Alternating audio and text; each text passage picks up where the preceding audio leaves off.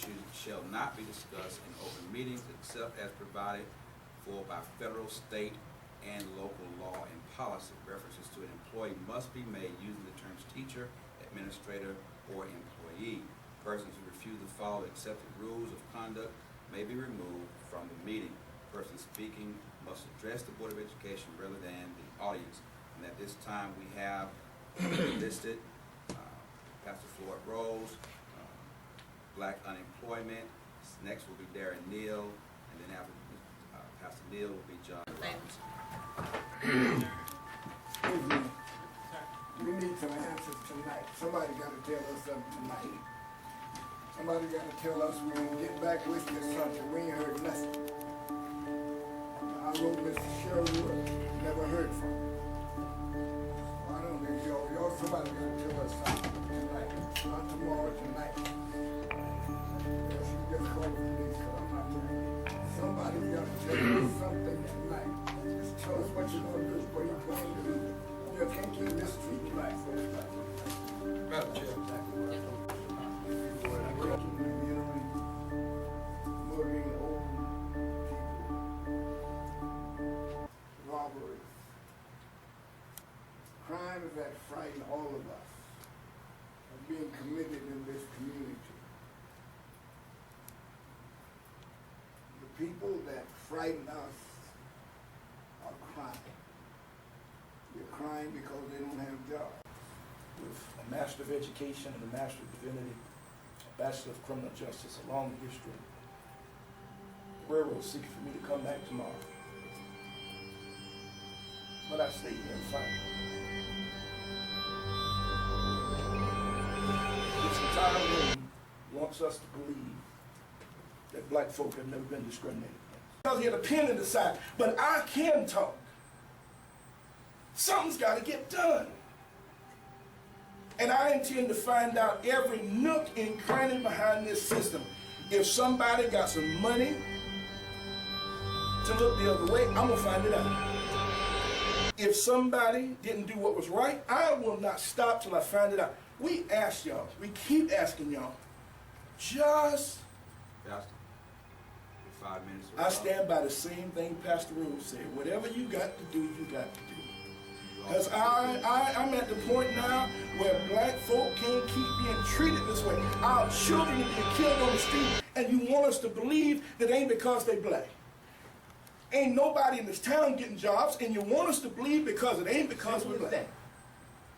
As simple as that. Just imagine, this is your magazine, you the one got this here. Just imagine what's coming next. It's not a game. Not a game. I was in League Planning for the Civil Litigation that lasted 12 years. Manuel Noriega was in the basement. My jury for Jersey Spoke out of Miami. It's not a game. It's not time to play. Now, all you have to do is do what they're requesting and asking you to do. There's nothing complicated about that. If you don't do that, that means we've been lied to. Simple. It's plain and simple. Excuse me. We need some answers tonight. Somebody got to tell us something tonight. Somebody got to tell us we're going to get back with this something. We ain't heard nothing. I wrote Mr. Sherwood, never heard from him. I don't think y'all somebody got to tell us something tonight. Not tomorrow, tonight. She just called the police because I'm not doing it. Somebody's got to tell us something tonight. Just tell us what you're going to do, what you plan to do. You can't keep mistreating black folks like that. Madam Chair. I'll tell you what really helps. The contracts around town are being fairly distributed now somewhat, at least on the city's behalf. But this contract is the one in which these men just simply want to come in. They've even said, we just want to come in and get a piece of the pie. I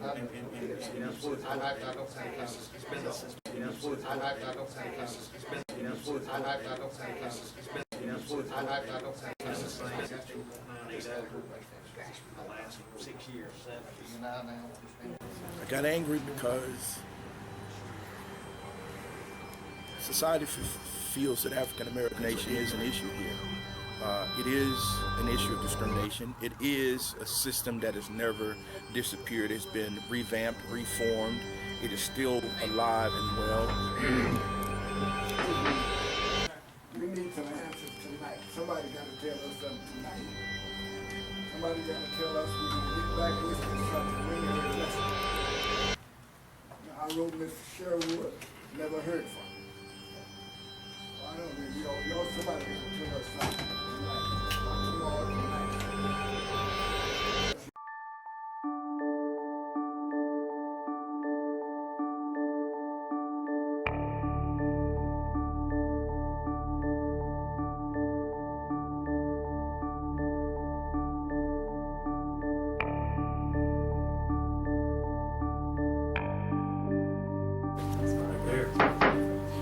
And call the order, Dallas Board of Education work session of July 26, 2016.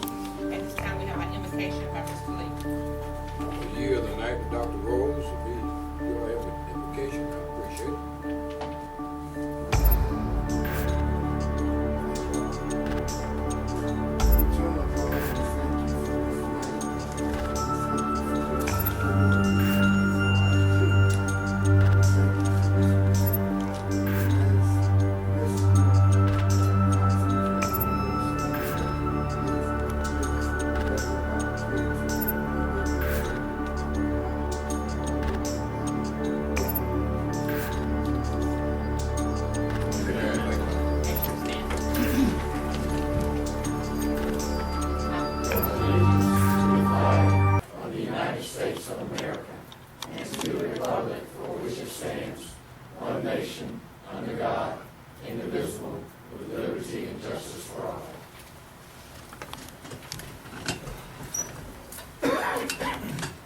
I'd like to welcome and thank everyone for coming tonight.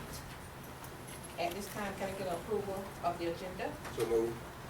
Been moved and second, all those in favor? Unanimous. Can I get approval for the minutes of July 12, 2016? Second. It's been moved and second, all those in favor? Any abstain? Ask that you review the minutes of July the 19th, 2016. We'll vote on at our next meeting. Finance Committee, Finance, Mr. Jones. Tax Digest 2016. Thank you, Mr. President. Tonight I want to present the board an update on the millage rate adoption process. On July 15th, we received information from the Tax Commissioner's Office of the Tax Digest for the coming year. And our current millage rate of 16.98 is less than the rollback rate set by the tax assessor, which was set at 16.997. And because our millage rate is less than the rollback rate, we will only have to advertise once in the paper prior to setting the millage rate for FY17. That is if the board wants to keep our millage rate at 16.98. You have before you the 5-year history, and it should be on your iPad. If you'll note, our millage rate has remained the same really since 2010. If you'll go down the fourth line from the bottom where it says 16.98, you can see across the spreadsheet, that is what our millage rate has been. It only shows a 5-year history, and then our proposed millage rate is 16.98, and it's got it for 16, but it's really FY17.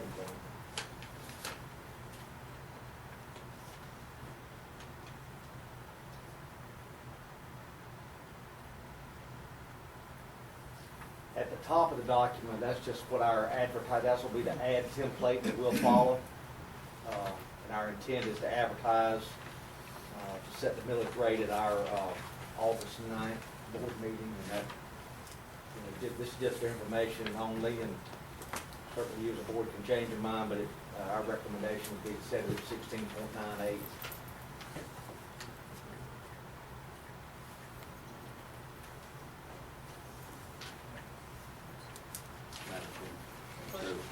It looks like to me that in the last 5 years, 6 years, it's been really within about $100,000. Yes, sir. So there really hasn't been much change at all. Mr. Bush, if y'all will all just call the board's attention to 2015, if you remember last year is where we had all the reassessment of the property in the county, the rural property, and then the industrial and commercial property within the city limits. If you'll notice that figure is a little bit higher than what it was the year before. And this year's figure is less, and what they told us at the tax commissioner's office was that through this property reevaluation and people appealing their tax notices now, and most of you have received a pre-tax notice that came out in April and May, and most of the people appealed that their property tax, and then the tax commissioner's office or the tax assessor's office agreed to them after having that reassessment. So 15 was actually an anomaly. Nothing that we did, it was just we have to follow suit of what. So, and according to 16, we'll collect, based on these projections by the tax office, $679,000 less than what we did the year before. But we just need to look at the comparisons between 16 and 14. That's what the advice that the tax commissioner's office gave us, and that will give you a truer picture, because like I said, 15 was an anomaly.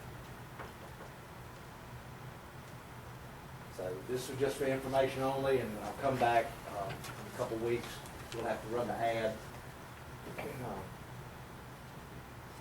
And we will only have to run it one time, and we won't even have to have a hearing. Anybody that has anything they want to say can say it at the board meeting at that night. In years past, for you new board members, when we've accepted the rollback rate, when we kept our millage rate the way it was, we've had to have 3 hearings before setting the millage rate. So if there's not any other questions, I'll just go on to the 65% waiver resolution.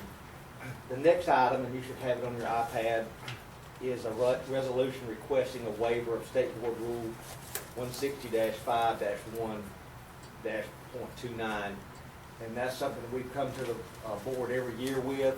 The waiver is necessary due to the austerity reductions to our district, which prevented us from meeting the 65% expenditure rule as outlined in that rule.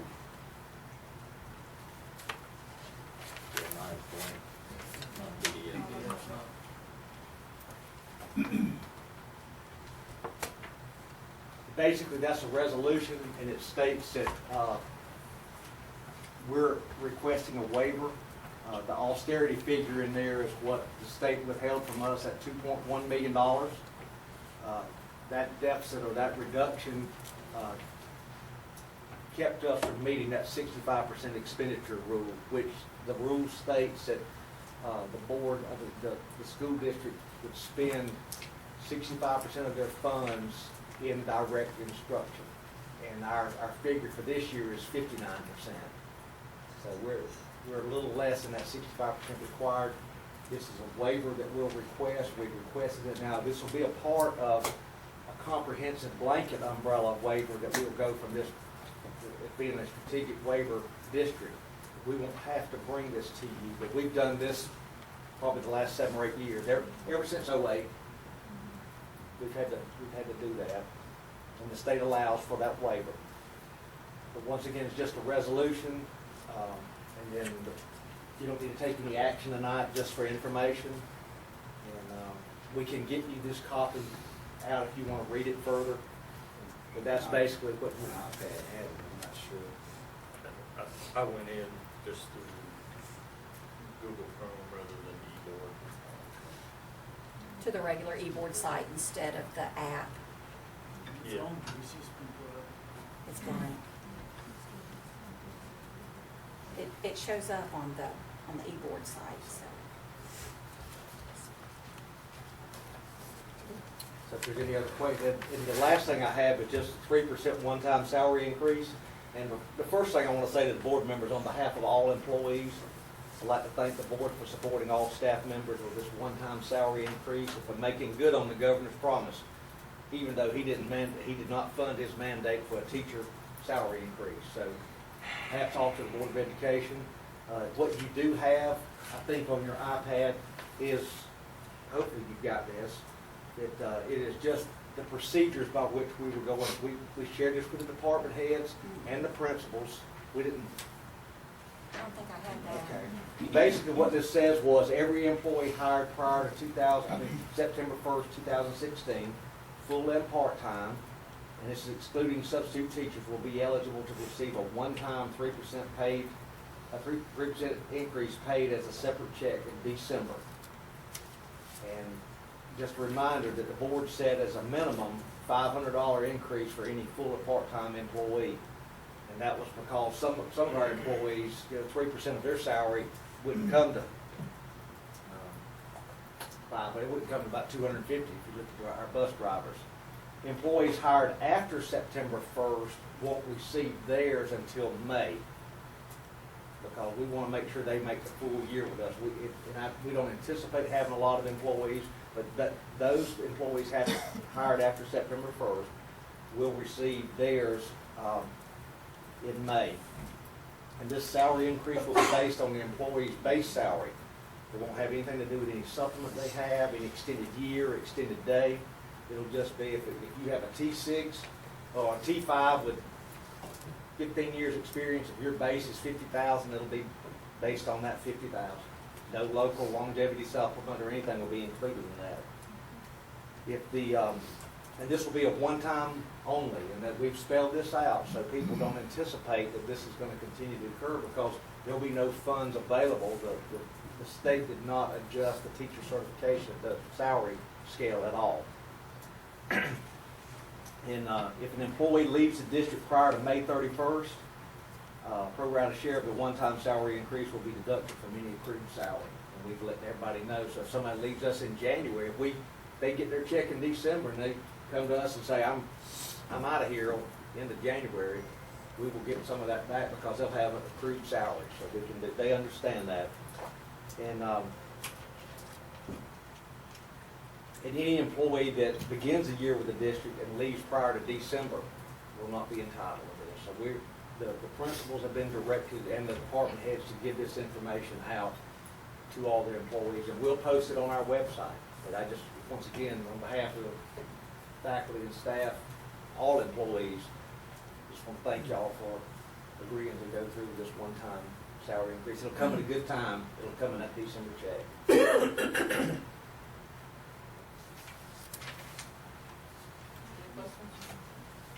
Dr. Jones and Finance Committee, if you all would check your calendar for the 5th of August prior to our next board meeting. Like to have a committee meeting prior to the final vote, approval of the budget. That is the first day of school, August 5th. August 5th, it's Thursday. Yeah. Can we do it the 4th? Anybody have a problem with the 4th? I just want to make sure that we always do this. We make sure that we have a meeting prior to the approval of our budget. So, I'll check it right now. okay, if you all would, let's see if we can get this one in noon. Dr. Casey? Yes, sir. Mr. Jones? Yes, sir.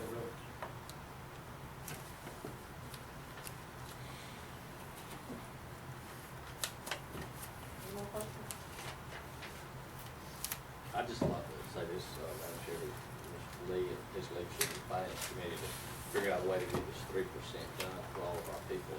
It's a big deal. I know some districts have been able to really pull this off, so I appreciate our board being able to do it. Mr. Redcross?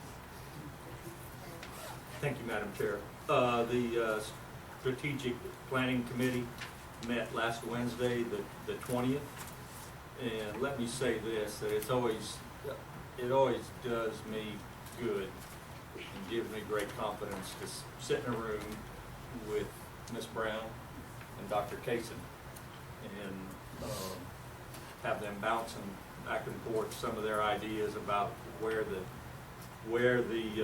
school system is headed. The strategic plan is in place, and we are in the plan monitoring mode now. And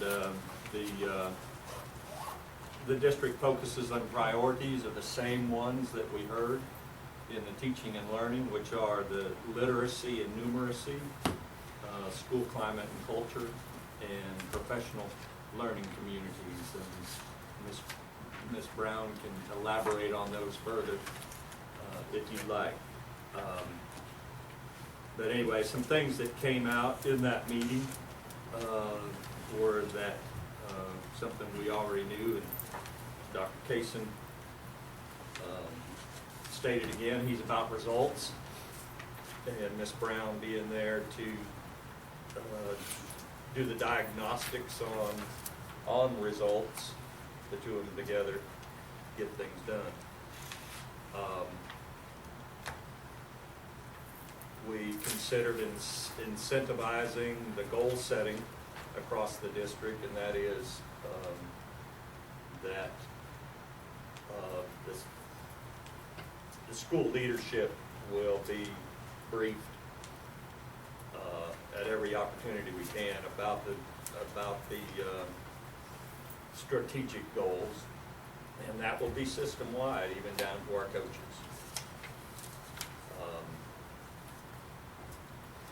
We intend to meet again towards the end of the semester, and then with some official results early part of next year once they get some numbers in. And again, thank you folks for that. Any other committee members have anything to add to that?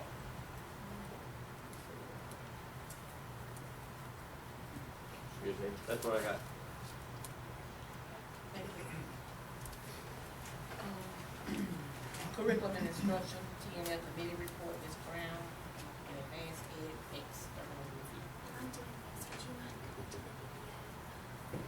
There's a Dropbox. There's an accreditation code for the accreditation.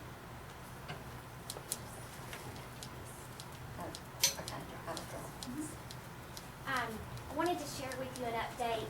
On July 13th, our TNL VBO subcommittee met, and we reviewed our preliminary results for Georgia Milestones. At that particular meeting, we still had preliminary data. We had not received our final end-of-course reports, and so we did talk about that during our board retreat in September, we'll be able to share the final data charts for end-of-course and end-of-grade results. The other thing that we talked about was our district priorities for 2016-2017. We've shared these at our data retreats with our principals and across our district to really narrow our focus to ensure that we have a strong laser-like focus on literacy and numeracy across all classrooms and all grade levels.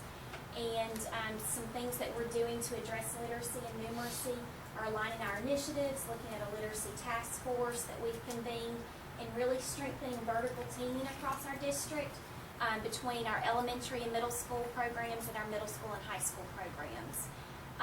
The other thing we talked about is really focusing on the work that we're doing with school climate and culture related to behavior, teacher turnover, student engagement, and then we talked about how one of the reasons we've done our reorganization within Teach and Learning is to really support our priorities in a better way for the 16-17 school year. We also did a review of the VECA application process and the current rubric that we're using when we review applicants for the program when we take in students in 6th grade. We did an update on the financial literacy course at Valdosta High School, how many sections and students we served last year, and then the sections and students listed there were pending finalization of the schedule at the high school. So there may be more students. I'm sure there will be more students than what you see there, but that was as of the 13th of July. We also talked about new elective options that we have going on in Valdosta City Schools for the 2016-2017 school year. We're very excited about the STEM elective that we'll have both at New Bern and at Valdosta Middle School. We'll also have elementary Spanish in 3 of our elementary schools, hoping to expand that possibly to all schools next year or the following school year. And then also middle school Spanish at both New Bern and at Valdosta Middle School and VECA. We also, all of our elementary schools and middle schools are participating in Project Lead the Way, and we'll have some STEM electives even in our elementary school with Project Lead the Way, and it focuses on robotics and design and STEM type coursework and activities for our kids. And then we've also added some high school credit options for 2016, 2017 in our middle school. We'll have health and personal fitness in our middle schools, as well as weight training credit being offered. I know that Coach Wright will be very excited about that. That's something that he and Dr. Richardson both have been working to help us implement. And we'll also be adding high school credit physical science in our middle schools and additional Algebra 1 courses. So we also have 2 specialty options being offered next year. Many of you are aware of the BMS STEM Academy, and then there's a Trailblazer specialty option that's at S.L. Mason, and we'll be closely working with both programs as they implement those, and we continue to look at ways we can expand specialty options for our parents and our students. Any other questions about our committee meeting?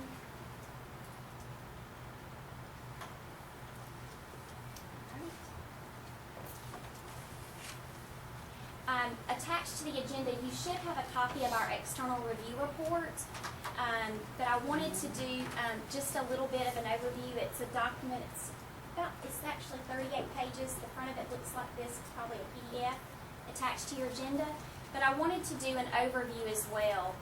Can you go This to, Dropbox is not on this computer. just go to dropbox.com and you can log Okay. in there.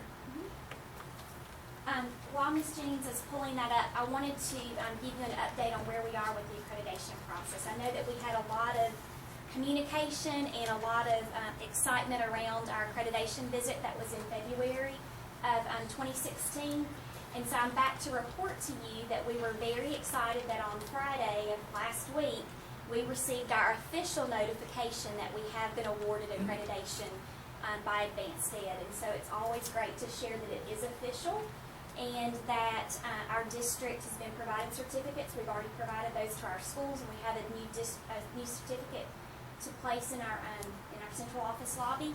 But our current accreditation is valid through 2021, and that's always nice to have, like, that date that seems far off. We know that 2021 probably isn't that far off, but it's nice to know that we have continued our accreditation. One of the things, too, that I want to tell you as a board is Valdosta City Schools, our high school was the initial school that was accredited by our district, and it's accredited. It has been accredited for over 100 years, and that's quite an accomplishment. There are only a handful of schools and districts across in the world that have only been accredited for that long, and so we're very excited that Valdosta High School is one of those, and that we have continued our district accreditation. So what you have attached to your agenda is a copy of the final external review report. We received a draft in March, but the final version was not provided to us until later in June. And what this report does is it provides further detail. Yes, hello. I'm just going, don't worry, it's fine. Just go allow. It's okay. I just assumed it was on there. It's okay. Don't worry. I can do it. What do you want? Nothing.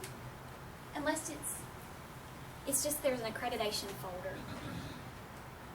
Okay. You just didn't need to do that. You just needed to do signing in. You were signing up for a new account. Okay. It's okay.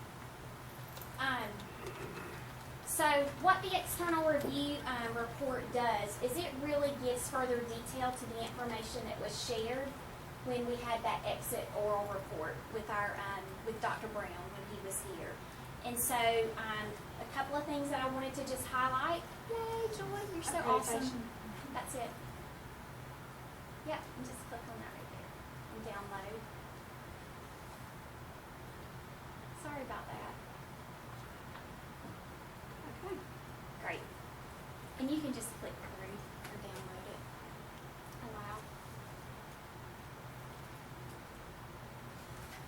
All right. So, that external review report that I was talking about, it really just highlights and gives further details about the work that we must do in order to continue with our accreditation. When the team leaves, you may recall that they recognized our school district with that index of educational equality. And so we had ratings across an overall score of that 296, and then we were rated in 3 different areas: teaching and learning impact, leadership capacity, and then resource utilization. And one of the things I wanted to highlight and just remind you of is one of the things we were very excited about is our external review IEQ scores were well above the network average. And that network average includes 32,000 schools and districts across the world. And so I think that's a very impressive thing to point out, that we were above the world average. We could probably use that in all kinds of ways. We'll have to think about how we can tweet it. And then the other thing that we had to do with our report is they identified 6 powerful practices. And those are the things that were listed as like outstanding things that Valdosta City School is doing. And so I wanted to just highlight those quickly. One was the academic coaching support, mentoring, and induction that we're providing in our schools. We were definitely recommended and commended for that. And then our strategic planning continuous improvement process. That was another area in which the accreditation team believed that we were doing outstanding work. They also commended us for our partnerships with VSU and with VECA. They said that the work we've done over the last 8 years to refine and perfect VECA have really been outstanding. Another powerful practice you may recall is they commended our governing body. They commended you for allowing the leaders within our school district and our support staff to do the work that we need to do efficiently and effectively. Another area was that they commended us for having highly active and involved stakeholder groups. And then the last was high levels of stewardship that we've shown across our district, and being able to have great fiscal oversight to ensure that we're able to do the things that we need and want to do to improve student learning. And so with this next, kind of our next steps with accreditation, and what I wanted to talk about is we did have one improvement priority. And an improvement priority is something that we are required to do as a district over the next 2 years. And so I wanted to just remind you of the work that we'll be doing as part of our accreditation.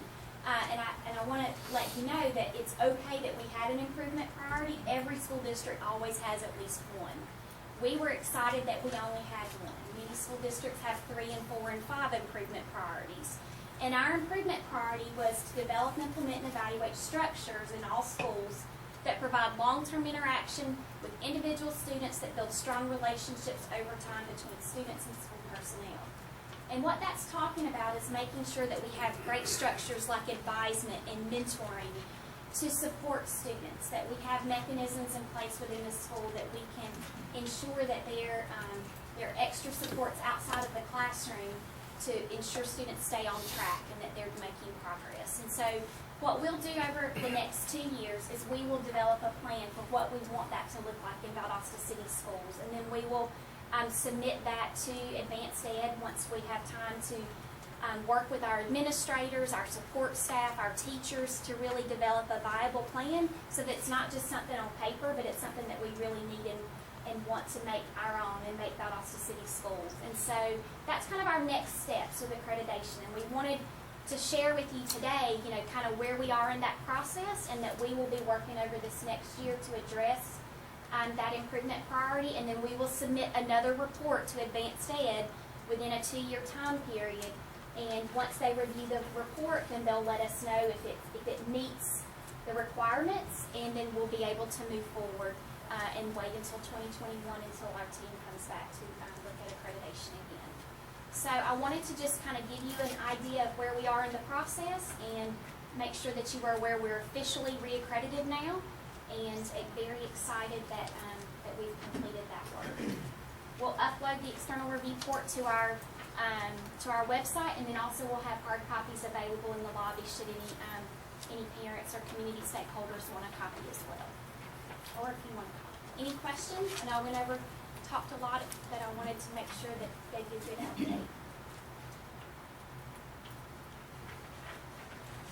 Let's give up back to Daphne's Brown. Thank you, Ms. Brown. Dr. Casey. Unfinished business, I'm sorry.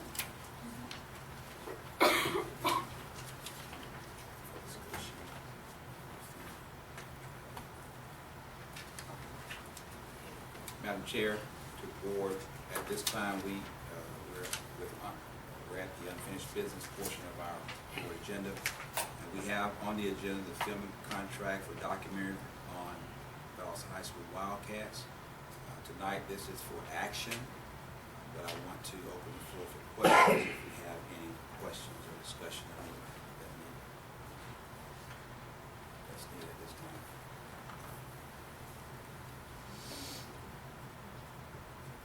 On the question that I had, I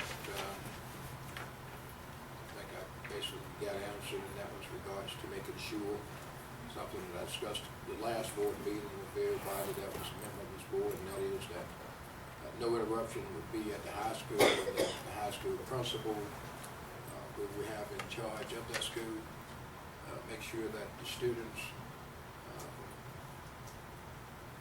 learning process is not interrupted, and that any time that they would be on campus, that the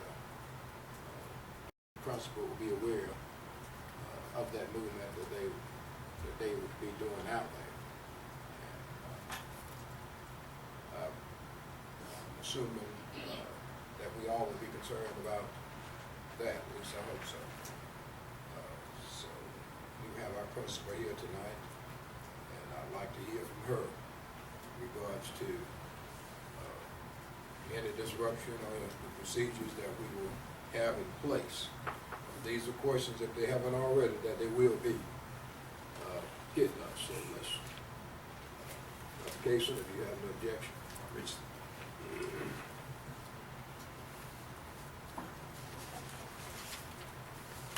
Prior to you receiving a contract, I talked to Mr. Sugarman, and I wanted something in writing, which I talked about the case, and I always keep him informed of what's going on at the high school, and making sure that he knows, or whether he's aware of what was going on. And so they sent the contract, I communicated that to Dr. Casey. I asked Mr. Sugarman to make sure that I had a schedule prior to them arriving at the high school. It will be little or no disruption of classroom instruction, because they will film the students in the cafeteria where it's a big group of kids, pep rallies in the classroom, down in the locker room and things like that. They might follow a football player or one of the players into a classroom, but I will know ahead of time the classroom, and the teacher will be aware of that. But I've asked for a schedule, once this is approved, that a schedule of when they're gonna be on campus, how long they will be on campus, and how many days they're gonna be on. So they're gonna give me a schedule, week by week or whatever, month by month. Thank you. Madam Chair, Dr. Richardson, before you sit down. Yes, sir. Just so we all hear from you and from our head football coach, it's been, the 9 of us have been asking and talking because we've all been shoved into this in a very short time period, because the contract is tough, to say the least, but we are in favor of this, right? Yes, sir. And I made them aware that if there is a student that doesn't want to be filmed, or a teacher that doesn't want to be filmed, that we have something in writing that they will not. I'm going to send something home the first day of school and make the parents aware of what's going on. To all the students, or All just to the the students. football, all the students? All the students, because in the cafeteria, all the students will be in. So ultimately, teachers and students will have an option to opt out. That's, I think, it's good. And we'll have that on file, and they have guaranteed me that if a child has opted out, that they'll have a crew there that will take names of those students that are being filmed, and then they'll look at the file and make sure that those students are not.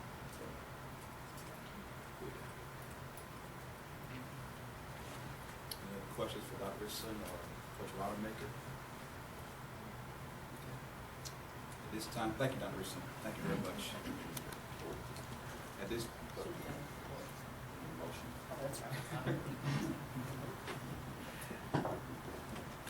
We need a motion to approve the family contract.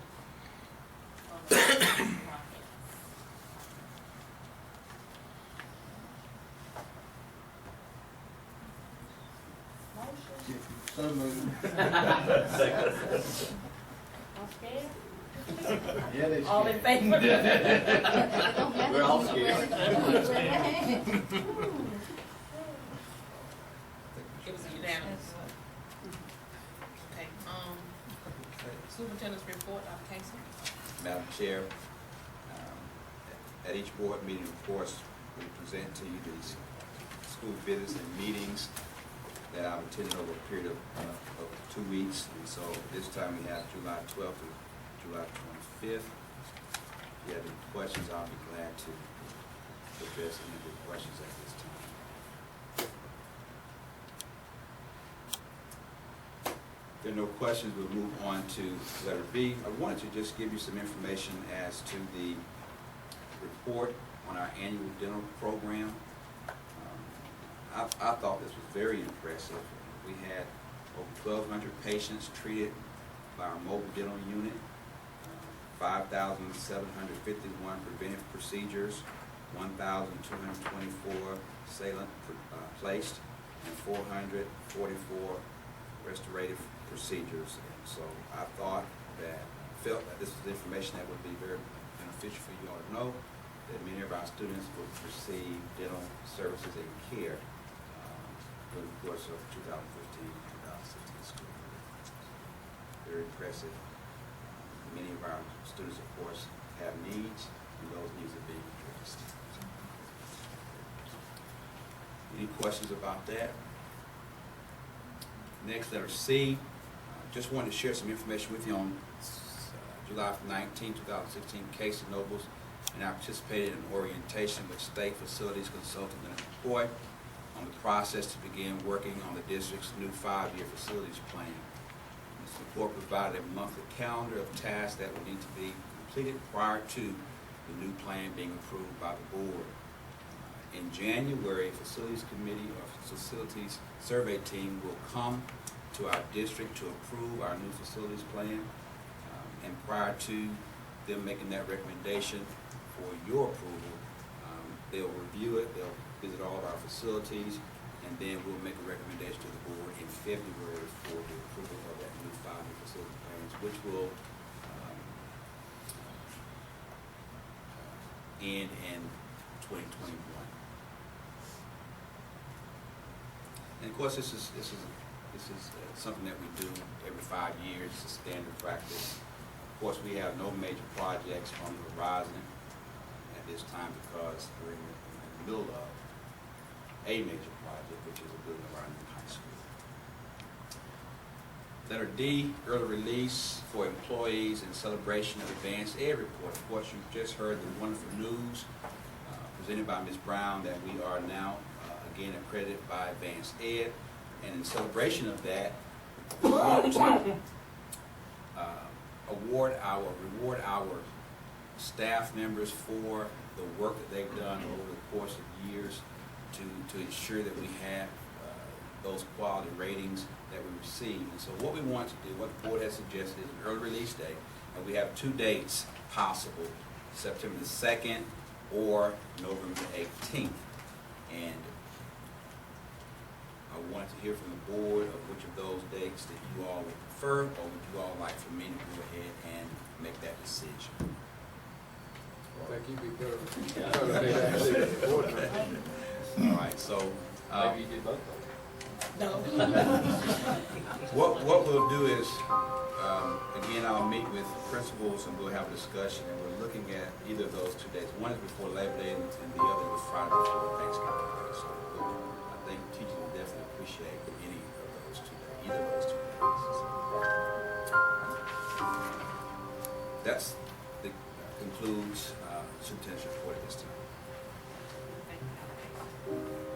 Public participation. Public participation. Again, regulations for public participation. 30 minutes will be set aside at the Board of Education meeting for public comment. The time limit may be increased at the board's discretion. Persons who wish to speak at a meeting must sign in prior to the meeting, stating name and topic of discussion. The following rules for addressing the Board of Education shall apply. Up to 2 persons may speak on each side of shall be limited to 5 minutes. Personnel issues shall not be discussed in open meetings except as provided for by federal, state, and local law and policy. References to an employee must be made using the terms teacher, administrator, or employee. Persons who refuse to follow accepted rules of conduct may be removed from the meeting. Person speaking must address the Board of Education rather than the audience. And at this time, we have listed Pastor Floyd Rose, Black Unemployment. Next will be Darren Neal, and then after Pastor Neal will be John Robinson.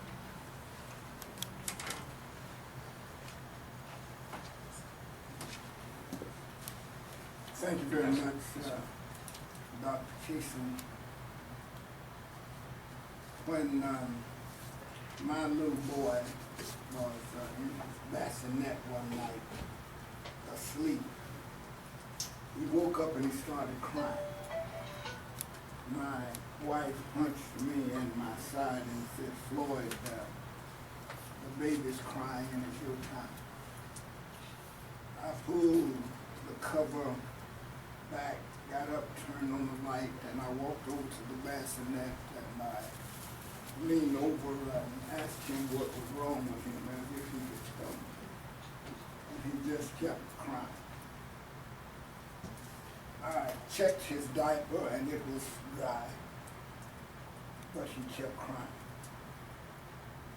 I turned the light back off and got back in the bed, and my wife hunched me in the side again and said, Floyd, he's still crying. I said, well, I don't know what's wrong. What did you see about it? So she got up, and as only a mother could do, she took Billy's song in her arms and placed him gently on her left shoulder and jumped him. But the more she jumped him, the more he cried, and that cry eventually became a scream.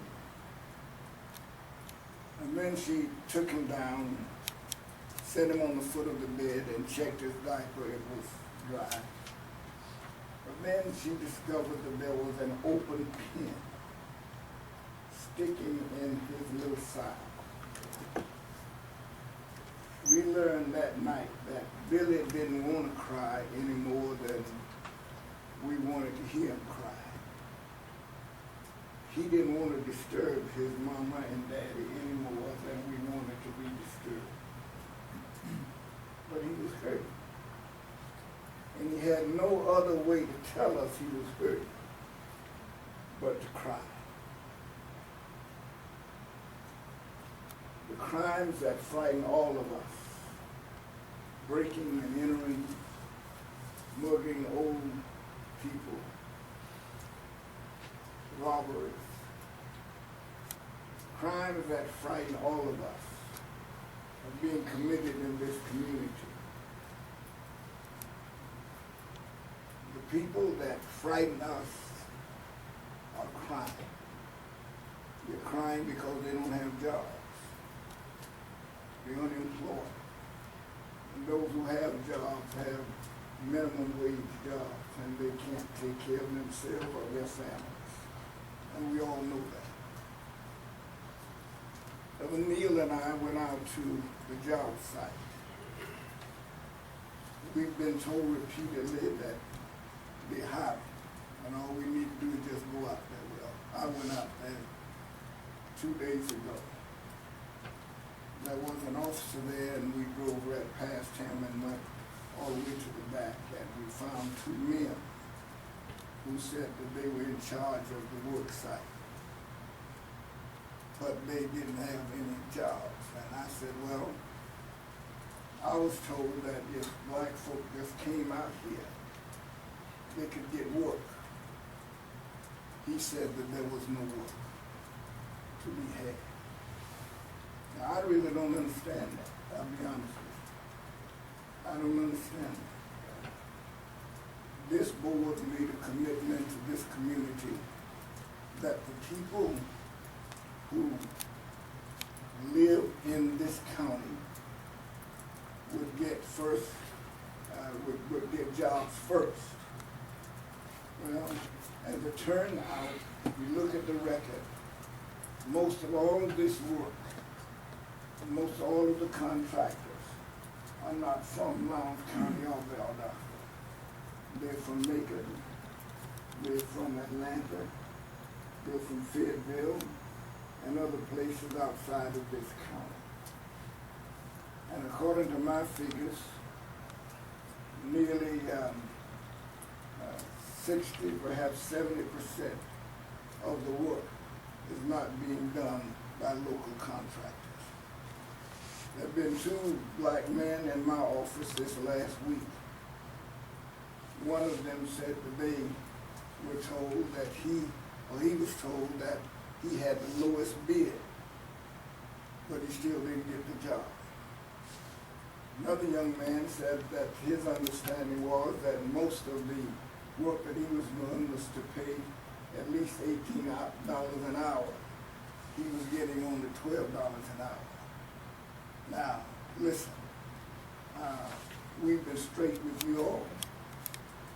I have written to Mr. Sherwood, never heard from him. Counsel, excuse me, your 5 minutes. I understand that, but I'm not gonna quit. You do whatever you have to do. If you need to arrest me, you do that, but I'm gonna get through tonight. Well, let me ask the board, you Up to all them. pass the roll your time. Let him finish. Thank you, sir. So we don't know what else to do. We begged, we pleaded.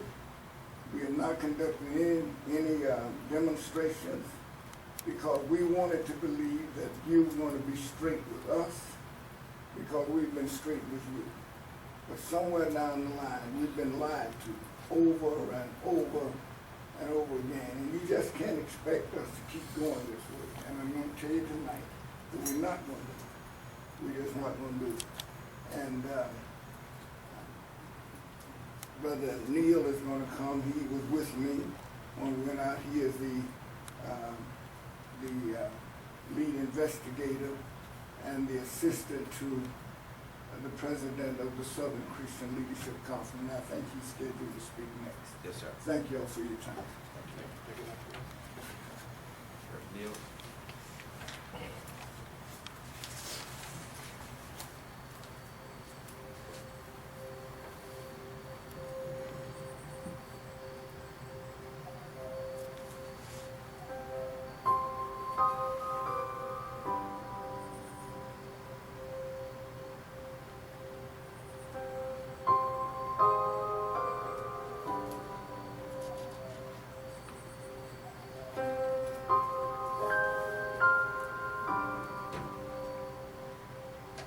You know what angers a man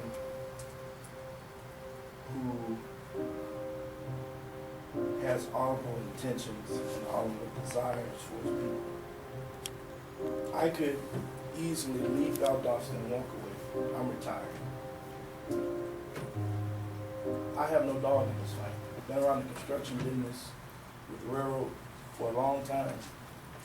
Watched contracts be given out.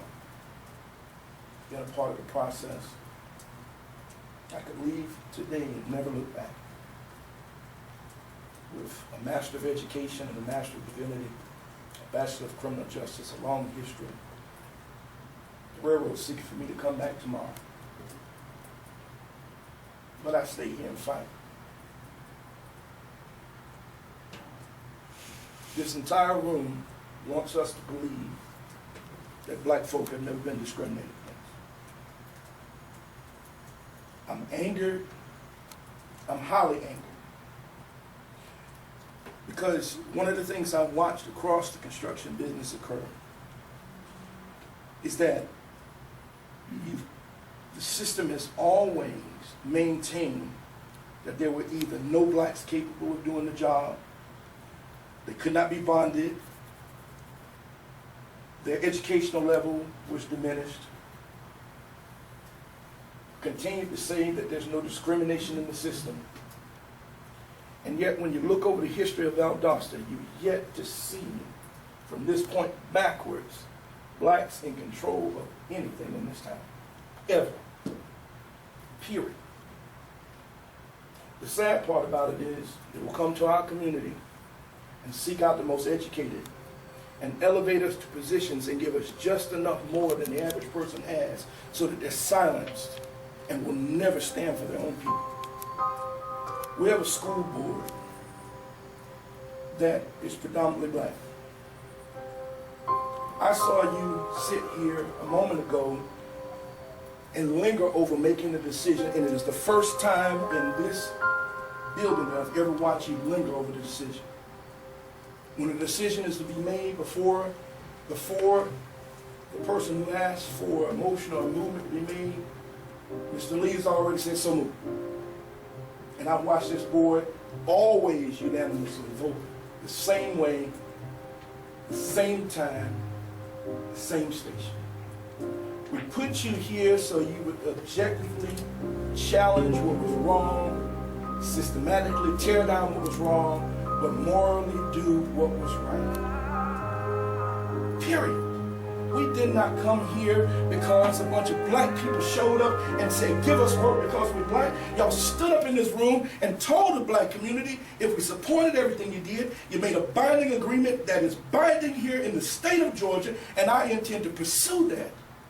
See, we've been doing it from a civil standpoint. One thing I've learned about the construction business is that money makes everything go around.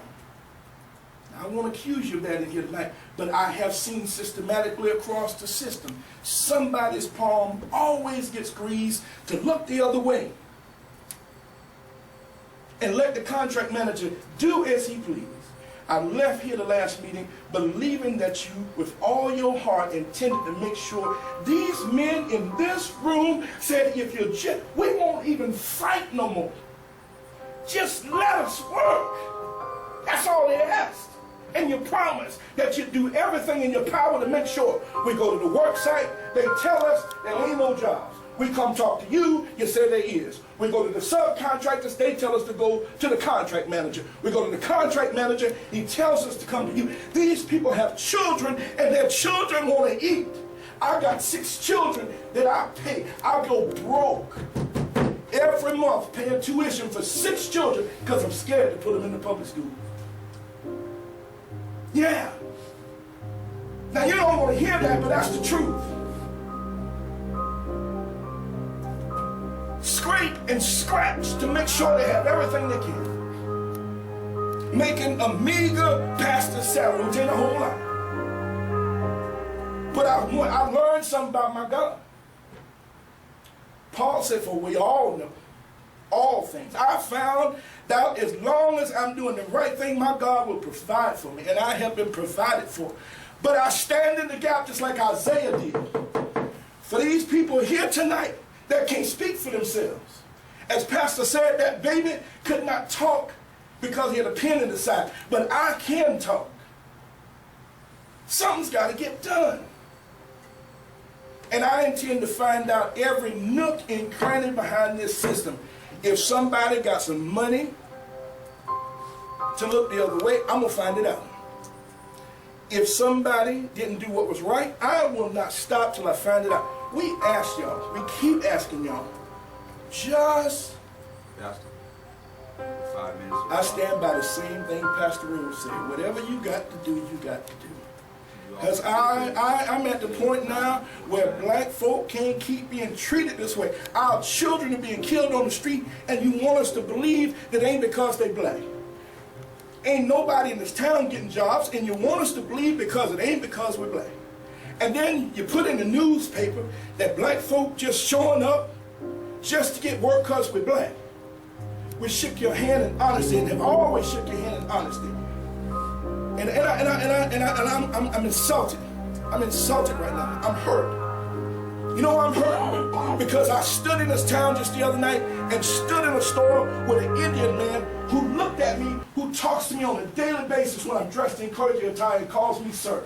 And because I was in a t-shirt and a pair of shorts, he looked at me and treated me like crap because he didn't realize who he was. And when I challenged him, on how hard my people have worked to try to make this country a good place, he told me it's his turn now.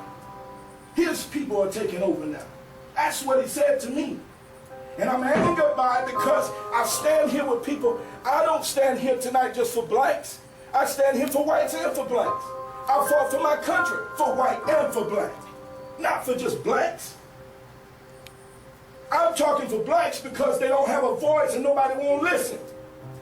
And I stood here in honesty.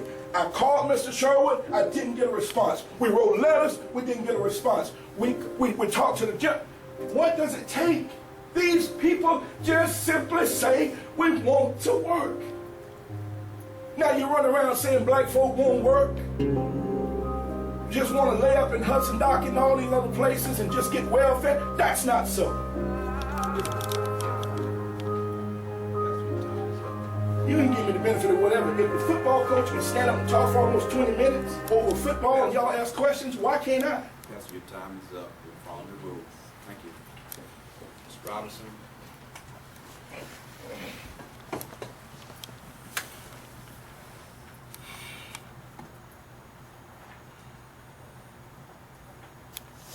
Imagine, just imagine, on page 52 it talks about the New Diagnosis High School. Imagine what you just heard. You just heard the facts from both of these gentlemen. And it's time now to quit playing the games and get down to brass tacks and brass business. It's time for you to do what you're required to do.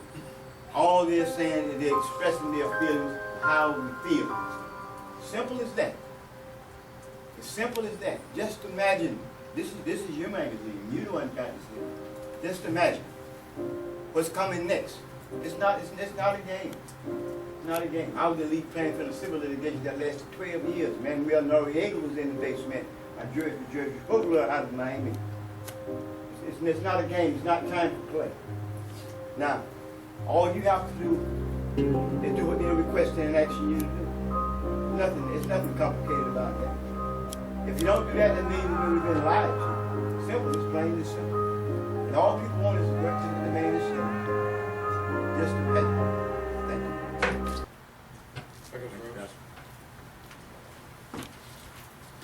Can I get a motion to adjourn to executive session to discuss personnel? Second. Okay. All those in favor? Adjourn. We need some answers tonight. Somebody gotta tell us something tonight. Somebody gotta tell us we're gonna get back with you or something. We ain't heard nothing. Now, I wrote Mr. Sherwood, never heard from him.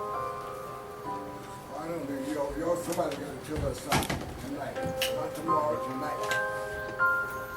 She just called the police, so I'm not moving. Somebody's gotta tell us something tonight. Just tell us what you're gonna do, what you plan to do. You can't keep mistreating black folks. Madam Chair, if you would, Dr. Rose, what we would do is review the information that you've given us tonight. And That man just Dr. Casey, came up with the same list that we swept him down. facility, chair, and let's see what, if anything, can be done to assist. Subcontractors. Can't make anybody, hire anybody, but let's see. Create a dialogue, regards to the ones that has a contract, to see if they need help. Let's do that. Mr. Lee, it's my understanding that this board can do what it wants to.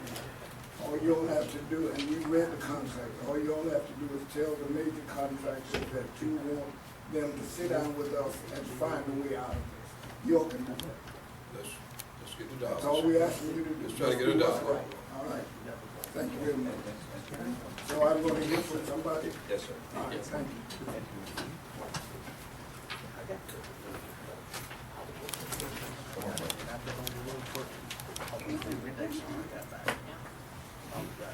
You can tell him what I just told him. I can't, the board, I can't consider it wrong. People, probably won't sit down with me. You come back and, that's what you just told me. This up. We're being tossed around. The sub telling us one thing, sub telling us one thing, contract managers telling another thing. We can bounce back and forth, ain't nobody dealing with us. We go out to the board and say, the man dismisses, tell us stay in the meeting. I know they way out.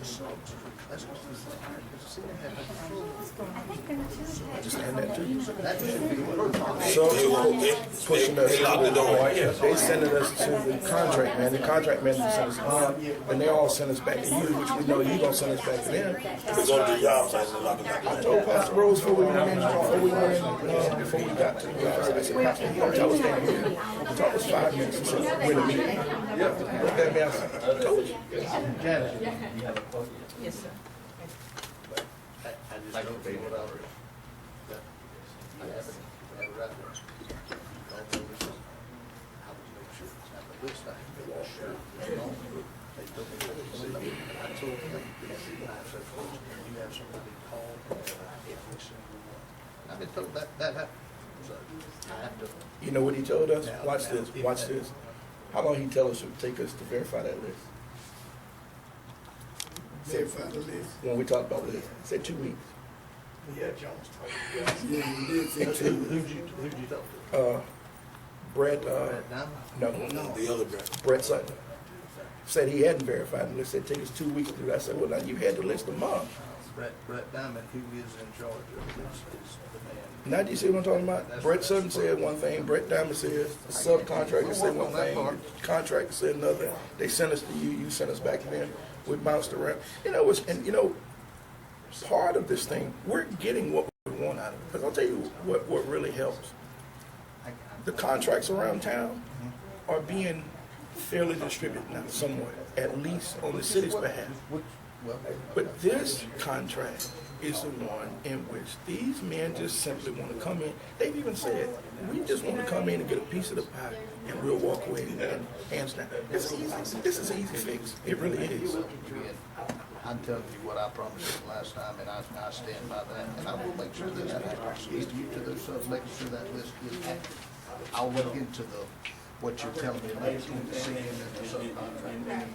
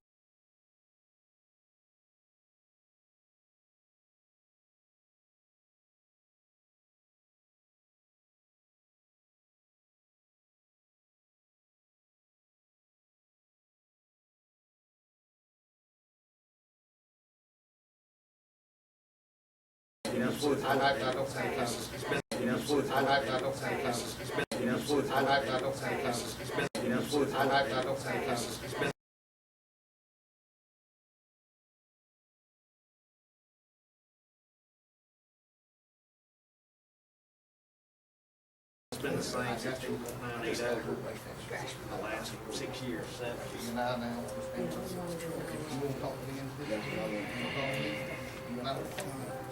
Not in the group. You want to talk to me, you call. Whatever deal, got my number, they got my cell phone number. When you get to the bottom of this, you'll find out that's exactly what I want. If you have any ideas how I want this to be different, you realize that you and I are on the same page. That much I can tell you. I can't change the world, but I can make sure that those people. They told me you were in charge. I ain't. I'm a facilities committee chairman, that's what I am. Okay. Superintendent, Madam Chair's in charge. Okay. All right, I'm gonna see. That'd be fine. He's got my phone number.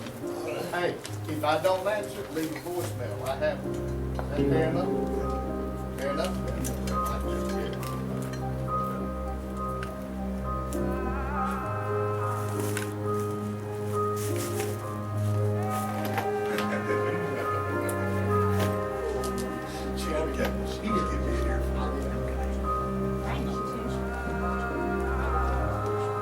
Pastor Leah, could you tell me why, I've been to a lot of these meetings, why did you get so passionate tonight compared to other nights? What really ticked you off? Well, I got angry because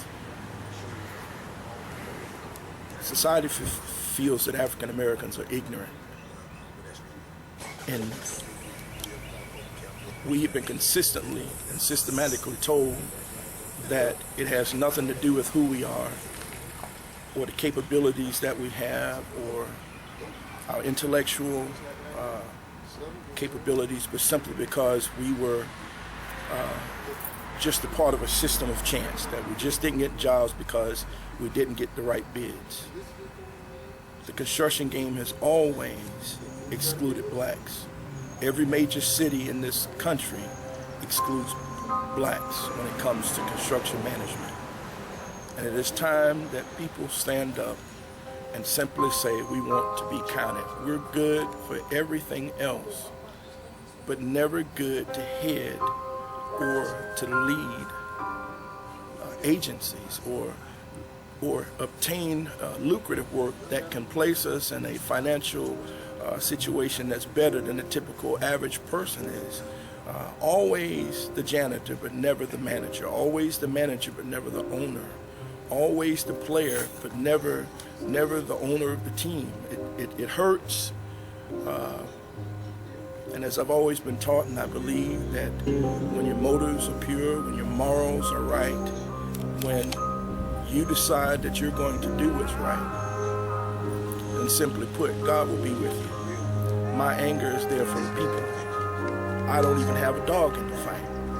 But somebody has to be a voice for people who won't speak for themselves or can't speak for themselves. And I got angry because I'm tired of being told over and over and over it has nothing to do with what I look like, but simply because it just fell the way it was. That's not possible. That this community can never have blacks that head up these construction jobs. It's not possible that we can have all of these lucrative positions go about and we never even be considered in the running for these jobs. It's just not possible. Pastor Neil, you painted the picture so clear tonight because you talked about Valdosta positions of leadership. When it comes down to blacks, we don't own anything in this city. It seems like nothing is going to change in this community. This very school board that you are speaking with tonight was under a 40 or 50 year desegregation order, really, by the Department of Justice. And it took near 40 to 50 years to get out from under it. And now from what I'm hearing from some of the teachers in these schools, including blacks with PhDs, talking about there's still a major injustice right here at this school. Yet the Department of Justice have turned this system loose, not to mention Lowndes County High School. And so my question to you once again, in your response tonight, you seem to paint a picture that is different from other people who live in this community. And so how can some people see one thing and you see another? Simply because they've gotten used to a status quo. In this community, they typically take blacks that are educated, give them more than just what the average person has, and put them in a situation where they're dependent on the system and their voice is silenced. They can't speak out, they can't say anything back, they can't stand up for themselves. And those that are below those people simply just don't know that the system is tainted. Let me interrupt you. With all your credentials, I heard you talk about education, I heard you talk about the railroad job, that where some, especially blacks, would love to have a job such as that. I also heard you talk about the police department and your law enforcement experience. But with all of that information under your belt, what, and you answer part of it in there, but I want to take it to the next level. What do you say to the person who may say to you, which I've experienced myself, we hear these same black people who may be sitting on the Board of Education, who may be in law enforcement, who may have a PhD sitting under a person with a master's degree at these schools. They will tell us behind closed doors, or they will tell us in the bathroom in the commode with the lid top closed, how they feel about an unjust system, but they cannot speak it publicly because they would lose their job. I'm sure that you've been confronted with that. And if you have, and if you're not, so state. But let us help clear the air so people will understand that we have blacks in the positions of power as well as white right people who want to tell the truth, but they can't.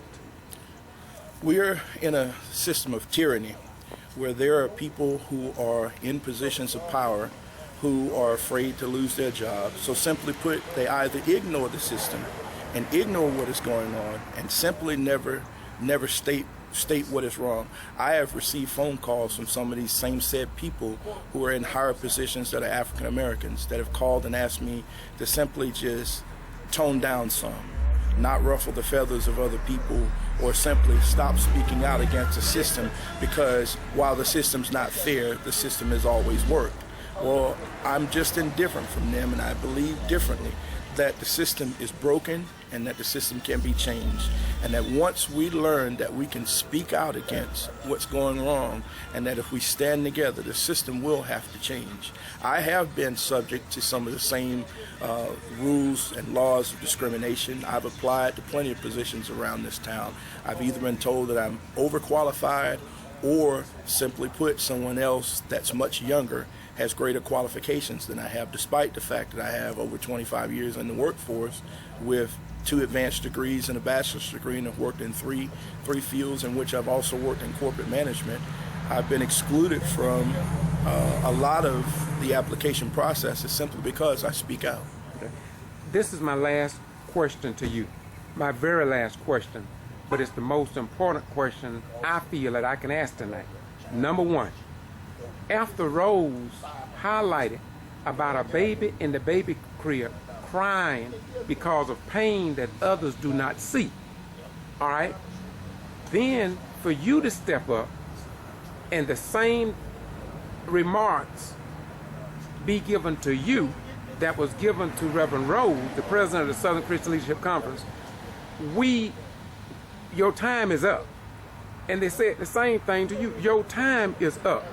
But to me, under our form of government, if we have a heartbeat issue that is at the core of a group of people, then it seems to me, if necessary, they ought to extend it for 30 additional minutes so they can hear the real cries from the people. After all, a lot of the violence that we see across this nation, as well as the world, because they don't ask, why did you do what you do when you did it? So why would they just not grant you the few minutes for you to finish what you had to say? Because Rose was willing to go to jail. And I'm sure that you was willing to go to jail too. But thinking about the situation of this place, you took your seat. And let's close it out on that point.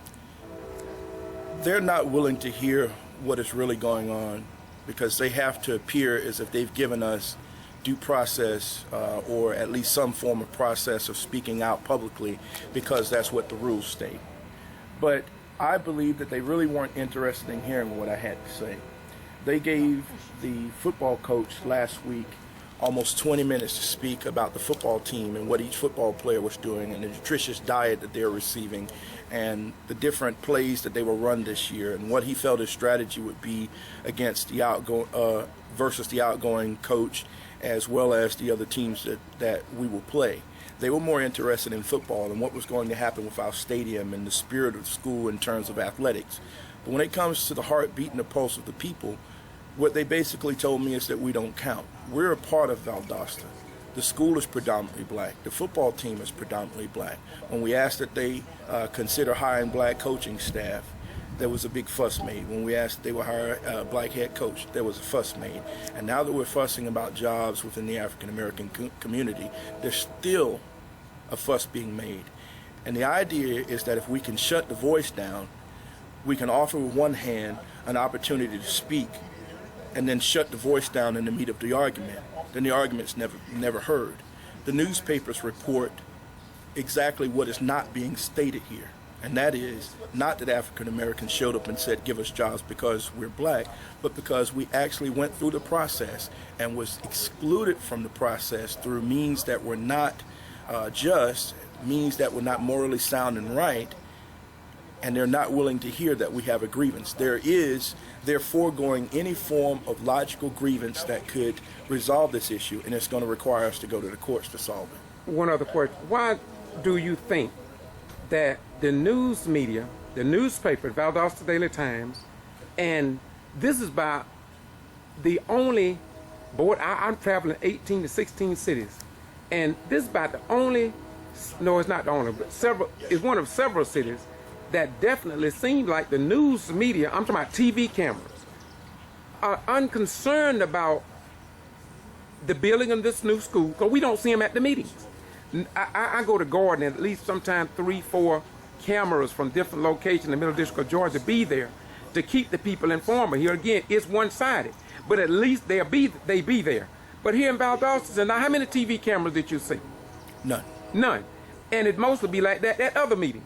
Exactly. And so it seemed like, do you not know, I'm going to put the question, why do you think that the people in Valdosta can't even watch what go on at Georgia legislature, the Georgia General Assembly, because the TV station will pick up Florida State House, but will not present to the majority of people here in Lowndes County what goes on in Atlanta. And somebody brought that to my attention. I went to MediaCom and talked to them. They said some kind of regulation. Discrimination is an issue here. It is an issue of discrimination. It is a system that has never disappeared. It's been revamped, reformed. It is still alive and well. I will say that not everybody subscribes to racism, but there is a sense of racism that still exists. And so with that stated, no one, I believe, here wants to acknowledge that it's still here, that it still exists. Morgan Freeman made a statement on TV that if we quit talking about it, that it will go away. Well, I'm of the school of another thought. I believe that until we actually sit down and dialogue, and that we find out that we're all of God's children, no matter what color or race we are, that we will find out that then and only then will the problem go away. When we learn that African Americans make up a great portion of this county, actually make up the majority of this county, when we realize that African Americans have a lot to contribute to society and have always contributed a lot to society, when we realize that we love this country just like everybody else does, then we will begin to close that gap and realize that we're all a part of Lowndes County. We're all a part of what makes us a good place. But until we talk about it, this problem will continue to exist, and it's going to get worse, but not in a way in which I think they've ever seen before. I think we're about to we're about to see, I think the response that's going to come from the people is not going to be as favorable as they think in terms of how race relations continue. I think that we need to really sit down and dialogue with each other and talk about what is going on and take efforts to prevent, anything that could go out of the way. And would you not think that Roy Taylor perhaps summed it up the best, that it's just not black people involved in this? Because this is hurting white kids everyone, as well as black kids. It's hurting everyone. And the reason it became an issue of African Americans simply because the African American community was approached and asked to support in big numbers, and we have participated, and when it was time to receive any of the proceeds and rewards of the labor, we were simply excluded, as we've always been, and told that, I can take it all the way back to the issue of 40 acres and a mule. In this country, if I don't pay the bank, they take my house. In this country, if I make a binding agreement, then I'm liable for damages. This country made a pact with the African American people that they would restore them and they would pay restitution.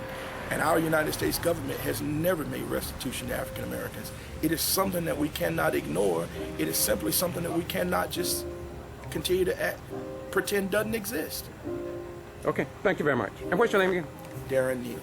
You're a pastor in the community? Yes. Thank you so much. I'm calling you back to order.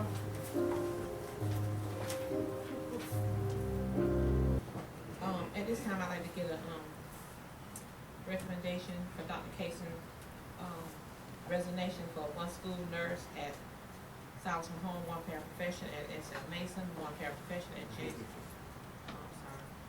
at SM Mason, Southam Home.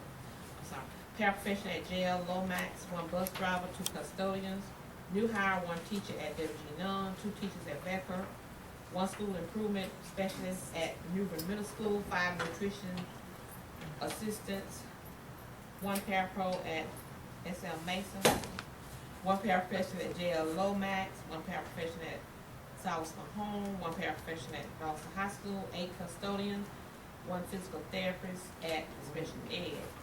Transfers, 1 custodian to Becca, 1 school nurse to South Home, 1 paraprofessional at Boston Middle School, 1 social worker.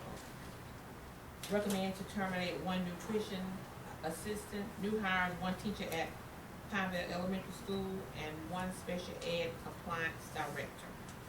Can I get a, Madam Chair, I move that we accept the superintendent's personnel recommendation. Been moved in second, all those in favor? Unanimous. Are there any board member comments? Madam Chair, I've got one. I had mentioned this at our call meeting last week, but this is all coming to fruition. Just a reminder, this Thursday night, the 28th, from 6 to 8 o'clock, at Valdosta High School cafeteria, we are going to be feeding, they kind of coined it cats and cops. This is the thing I shared with you all, that someone dreamed this up, brought it to me, I brought it to y'all, we kind of take it and run with it. Private donations from anonymous donors are going to fund this project. We're going to feed approximately 415 people. We have reached out to, I personally talked to the sheriff, to the police chief, to Valdosta State University police chief. We'll have Mr. Leach talk to the Georgia State troopers. We have talked to, we got 4 or 5 local GBI agents, 4 local FBI agents have been invited. Trying to get word to the highway and Lake Park as well. So if anybody's got a contact down there, please do. But basically, it's just, I've told them this came as an idea in lieu of what's happening in our country, and this is not really open to the public per se. This is just something we're doing. Our football program and our school system through our football program, we want to do 2 things. We want to show our local law enforcement that we support them and we're behind them, and we want our children to be able to be in a room with these officers that is non-confrontational, so that we can start to break down these walls with our children, that they know the law enforcement is here to help them, not to hurt them. I think it's a fantastic idea. It's a very small start on a huge problem that we have in this whole country, and this is one little way to get it started. All of you all are invited to come. 6 to 8 o'clock again. Dr. Richardson's going to have to just say something about 6:30. A lot of these officers, it's shift change. They may not be able to sit and eat with us. We're going to have go boxes. If they can't eat with us, we don't care. Come get some food and take it with you. But if you have time, please come. Tell me that date again. This Thursday.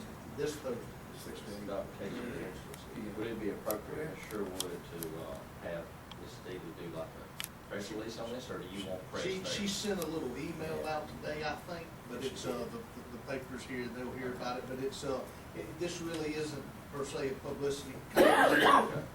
Those that this came from and those that are funding this aren't looking for this to be a PR, although it would be fantastic. That I think that still is the intent of what we're trying to do. Valdosta High School cafeteria. Anytime, because it's not a set time, just drop in anytime. Any kind of program will probably be around 6:30ish, and it'll last probably less than 10 minutes with 2 or 3. Richardson, the police chief, and the sheriff maybe saying 2 minutes worth of something. That's about it. Any more comments? No. Reminders for board members, activities for the activities for the Wildcats Midnight Madness began 6 p.m. on Sunday, July 31st at Bazemore High Stadium. Convocation will be held Monday, August the 1st at 2:30 at the PAC. First day of school is Friday, August the 5th. Can I get a motion to adjourn? Second. Been moved in second, all those in favor? Meeting adjourned. Everyone have T-shirts, are you, for the convocation, and y'all reward or what? We have, I think we have shirts. Reminds me of the cleaners Light shirt, one time, yeah. I haven't seen it anymore. Put a light Somebody shirt, wanted yeah. to worse than I did. I Nylon, can't call the cleaners. polo light, I've never got So that's what Well, we lots of wear. city schools, Yeah. the black ones, I'll get, yeah, I'll get with, have Jennifer reach out to get my order. I want one of those lapel pins too. Okay. She said she was gonna get me. So it's wear. Is there a specific color that we're supposed to wear to the convocation on Monday? Black or Oh, black, white or? yeah, black. We've got, I know I've got a black and a white shirt. Yeah, we both had black and white, but I have. the black shirt is the golf shirt and the white shirt is the long sleeve. Long the long sleeve. sleeve. Okay. What's the length? From 2:30 to 4:30. I mean, I say 4:30, maybe 8, maybe 3:30, I just say. I need to look at that. I got it right here. Yeah, it may last. Black golf shirt is. Probably, yeah, the short sleeve would probably be best. Yes, we get, yeah, I have Jennifer reach I out. wear an extra small size. Yeah. It'd be too big for you. All right. Very good.